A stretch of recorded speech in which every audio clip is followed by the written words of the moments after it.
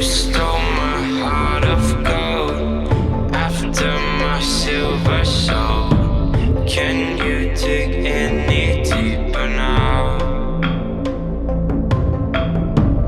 I gave you all I own, put you on this golden throne, but I'm a little stronger now. You cashed in on my promises, you know I'm too generous. Now I've learned to never help you out, 'cause I'm done cleaning up your mess. Found myself in my regrets. I've become a little stronger now, a little stronger now.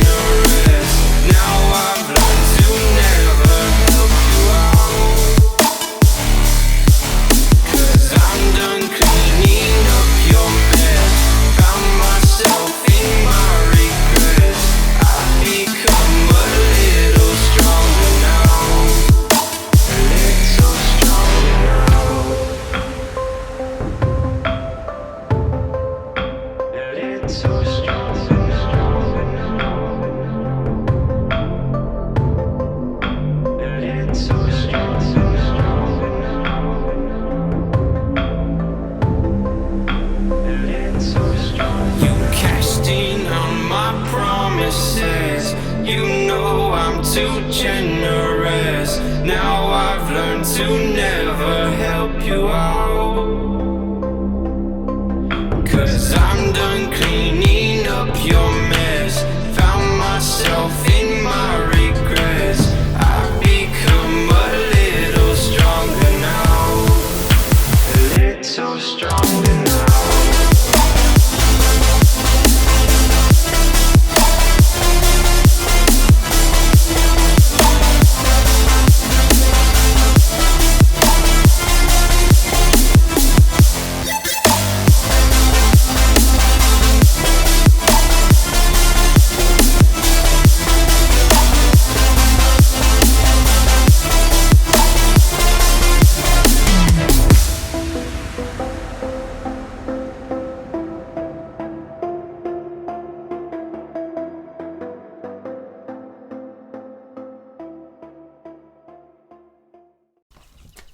Hey, what's going on, guys? This is JD Moon, and I'm coming at you guys with another Magicka DK build video for the Dragon Hold patch. This is going to be my Attrition build.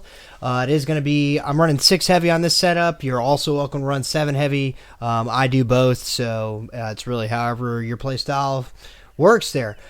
So what this build is going to be is it's more along the lines of dotting people up and just keeping them constantly having to heal while also reducing the amount of damage they're doing to you, and putting out just an enormous amount of damage.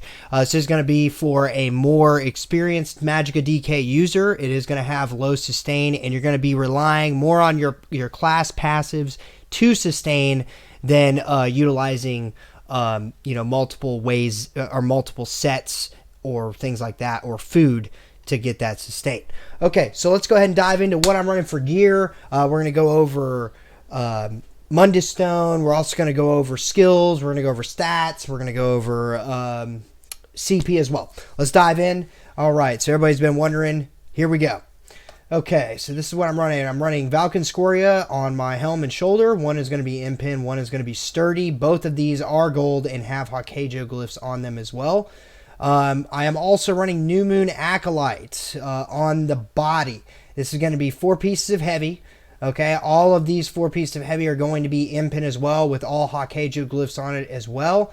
And I'm also going to be running a light belt that is sturdy. That's going to give me 2 pieces sturdy, which I don't really need more than that in CP. If you're playing this in no CP, you're going to want to maybe think about maybe 4 or 5 pieces of sturdy instead of this. Really with CP, in-pin's not that important. I don't really think, but you would want to run a few more pieces of sturdy. Okay, let's go ahead and dive down a little bit here. So jewelry. Okay, so back in the day, any of you guys who have ran any of my sets from back in Homestead, any of my builds from back in Homestead, everybody at the time was running Seducers with Rattle Cage. I came onto the scene and I showed everybody that Alteration Mastery is far better than Seducers. I know currently in the current meta right now, and a lot of Magicka DKs or Magicka users in general that are running heavy armor or even light armor, they're running Seducers and New Moon. If you're running New Moon, you need to be running Alteration Mastery. Alteration Mastery is going to completely counteract the 5-piece, as well as giving you a 6% reduction to block cost, dodge roll, and also sprint, and your ultimates. This is the big one. Seducers decreases 10% of all your Magicka costing abilities. New Moon is also increasing by 5% the cost of your ultimates. With Alteration Mastery, we're going to be able to counteract the 5% and still get an additional 1% reduction. Okay, now for the jewelry, I'm running 3 infused. All of these are gold as well. 2 of these are going to be spell damage, and 1 of these is going to be reduced cost. I was running 3 spell damage earlier. It's extremely hard to sustain once you get in a fight that's over 3 people. Or an extended fight, it becomes a problem. So the 1 reduced cost has been more than enough for me with the 1 piece of light. All right, jumping on to the weapon. I'm running a sharpened sword, and I'm running divines. Okay, what divines on the front bar is going to do, it's going to increase my Mundus Stone, which is going to give me more spell damage to kind of counteract a little bit what I was doing with running sharpened instead of Nirnhone. I'm going to explain why I'm running sharpened instead of Nirnhone, which I know a lot of people are like, oh, well, Nirnhone's always better.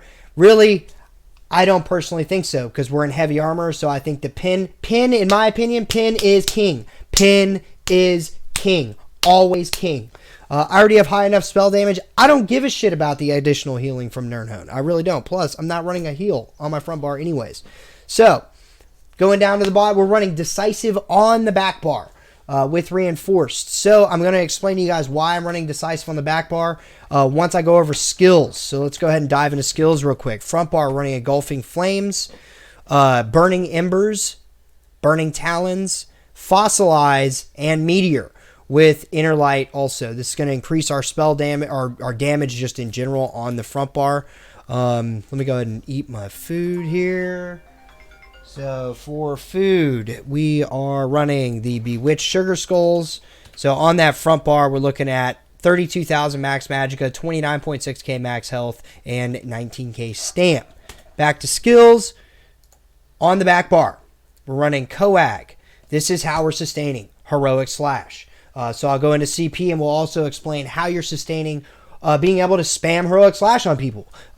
Really, that's not a problem. We have 20k stamp. So we're not having an issue with spamming Heroic Slash on people. It's relatively easy. Heroic Slash still is one of the best skills in the game. It applies Minor Maim, and it also gives you Minor Heroism. Minor Heroism is fucking huge.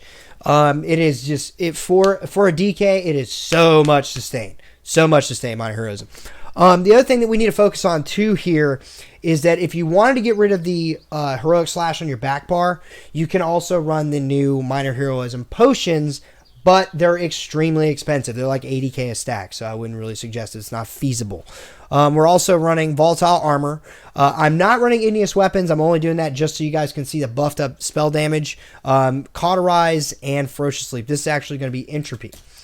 Okay, so let's see, or Degradation, sorry. Okay, so with buffed up, we are on the front bar, we're at 3616 spell damage, and on the back bar, we're at 3596.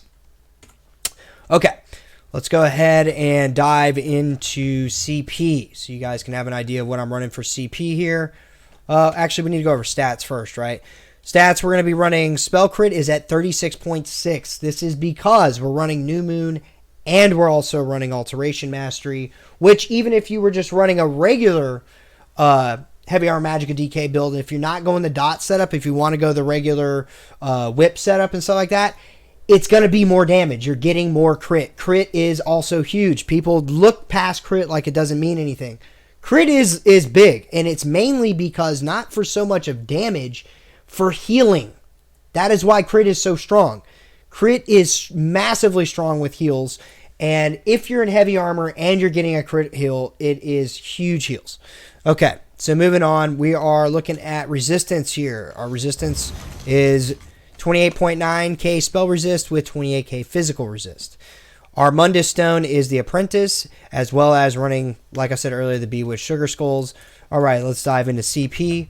We're going to start with the Apprentice tree. Apprentice, we're running 11 points in a Bless for 3% increased healing, 51 points in Elfborn for a 19% critical healing and critical damage increase, 56 in Elemental Expert for 12% damage increase there, and also 50 into Spell Erosion for a flat 3960. I believe that's right at 5%. I want to say it's 4 or 5%. I think might even be 6. I'll have to look that up for you. But it's one of those. It's about 5 or 6% spell pin is what we're getting there. We're running 51 points into Master at Arms for a 19% increase with direct damage. 51 into Thaumaturge for 19% increased dot damage. Running in the Steed, 66 Ironclad for 22% reduction to direct damage attacks.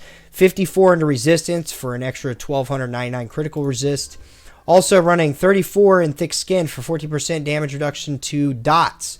Hardy and Elemental Defender are going to have a 10% split at 43-43. That's going to give us Unchained, which is going to make our Heroic Slash cost almost nothing when we break free, which is really nice. Heavy Armor Focus. We have 30 points into this. That is going to be to counteract or to kind of to get us up to where we're at with our spell resistance, because being a DK, you already get that increase in spell resist with your passives.